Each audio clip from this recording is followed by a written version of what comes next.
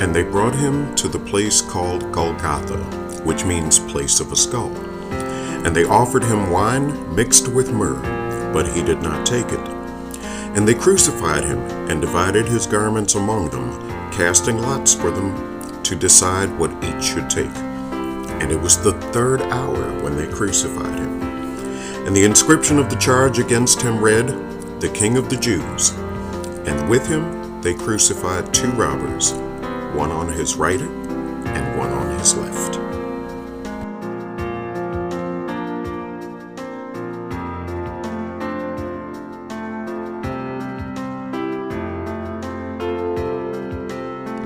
Were you there when they crucified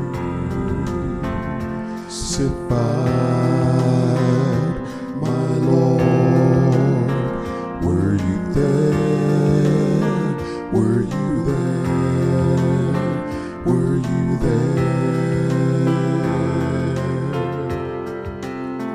Were you there when they nailed him to the tree? Were you there? Were you there? Were you there?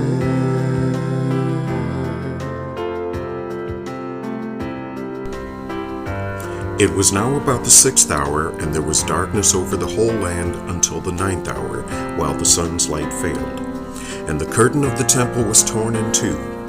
Then Jesus, calling out with a loud voice, said, "Father, into your hands I commit my spirit." And having said this, he breathed his last. Were you there when the sun refused to shine? Were you there? Were you there? Were you there? Were you there when he breathed his last and died? Were you there? Were you there? Were you there?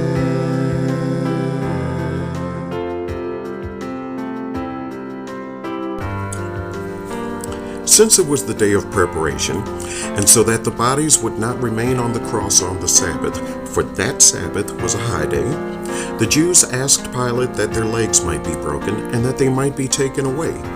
So the soldiers came and broke the legs of the first and of the other who had been crucified with him. But when they came to Jesus and saw that he was already dead, they did not break his legs. But one of the soldiers pierced his side with a spear, and at once there came out blood and water. After these things, Joseph of Arimathea, who was a disciple of Jesus, but secretly for fear of the Jews, asked Pilate that he might take away the body of Jesus, and Pilate gave him permission. So he came and took away his body. Nicodemus also, who earlier had come to Jesus by night, came bringing a mixture of myrrh and aloes, about 75 pounds in weight. So they took the body of Jesus and bound it in linen cloths with the spices, as is the burial custom of the Jews. Now in the place where he was crucified there was a garden, and in the garden a new tomb in which no one had yet been laid. So because of the Jewish day of preparation, since the tomb was close at hand, they laid Jesus there.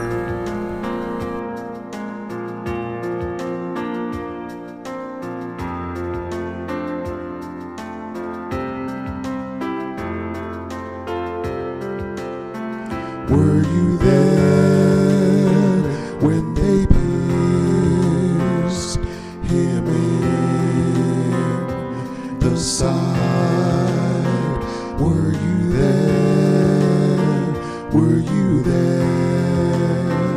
Were you there? Were you there when they laid him in the tomb? Were you there? Were you there? Were you there? Oh, sometimes it causes me to tremble. Were you there? Were you there? Were you there?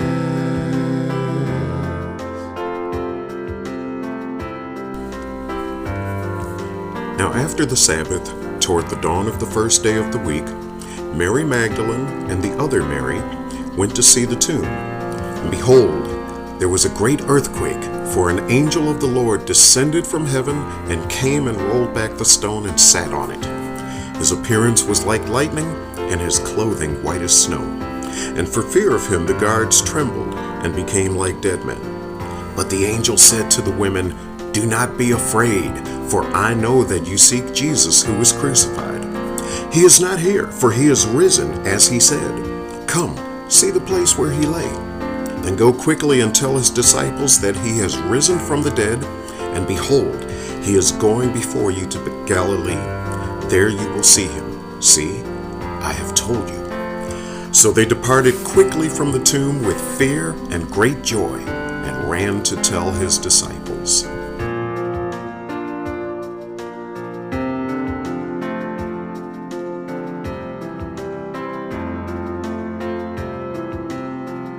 Were you there when God raised him from the tomb?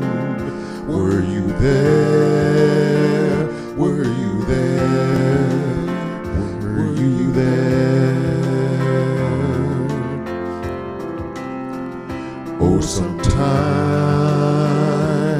it causes me to tremble. Were you there? Were you there? Were you there?